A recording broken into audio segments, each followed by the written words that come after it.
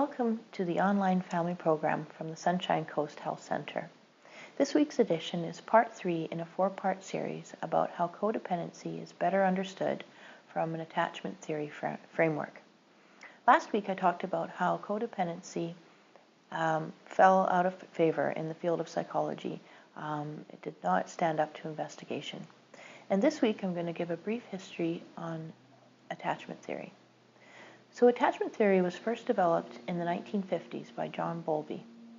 Now Bowlby was initially trained as a psychoanalyst, but he departed from some of his colleagues when he came up with attachment theory. So at that time, common thought was that the main attraction of a baby to his mom was as a food source. But Bowlby, he disagreed. He said the main attraction was as a source of comfort and protection. According to Bowlby, attachment is a lasting psychological bond between human beings, and that the earliest bonds formed by children with their caregivers have tremendous impact that continues throughout their life. So, believe it or not, this was really controversial at the time. In 1959, Harlow and Zimmerman conducted experiments with rhesus monkey babies that demonstrated that the importance of contact comfort over food. So how they did this was they took little baby rhesus monkeys from their moms and they gave them a choice between 2 surrogate mothers, one that was made out of soft terry cloth and one that was made out of wire mesh but had a milk bottle. So essentially they were giving them the choice between comfort and food, and invariably these babies chose the comfort.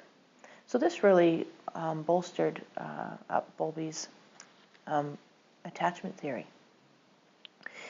Later on, Mary Ainsworth, who was a colleague of Bowlby's, did some more research into attachment theory. And this time she was looking at the quality of the attachment. So she noticed that some attachment was insecure and some attachment was secure. And even beyond that, there was different kinds of attachment, insecure attachment. There was avoidant insecure and anxious insecure. And she did this through observing mothers and their babies.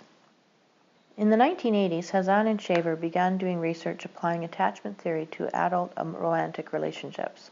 They came up with a questionnaire asking adults to self-identify as one of 3 categories.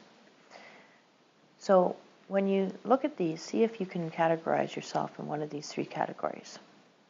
Secure. I find it relatively easy to get close to others and am comfortable depending on them and having them depend on me. I don't often worry about being abandoned or about someone getting too close to me. Anxious. I find others are reluctant to get close to me as I would like. I often worry that my partner doesn't really love me or won't stay with me. I want to merge completely with another person, and this desire sometimes scares people away. Or avoidant. I am somewhat uncomfortable being close to others. I find it difficult to trust them completely, difficult to allow myself to depend on them. I am nervous when anyone gets too close, and often love partners want me to be more intimate than I feel comfortable being. So further expansion by attachment theorists put this concept onto 2 continuums, cross-sexual continuums. So as you can see here, going from up to down, we've got low avoidance to high avoidance. And then from left to right, we've got low anxiety to high anxiety. So somebody that is both low in anxiety and low in avoidance would be classified as having a secure attachment. Whereas somebody with high anxiety and low avoidance, that would be somebody with an anxious attachment style, also called preoccupied. Or somebody that has high avoidance and low anxiety would be called an avoidant attachment style, or dismissing.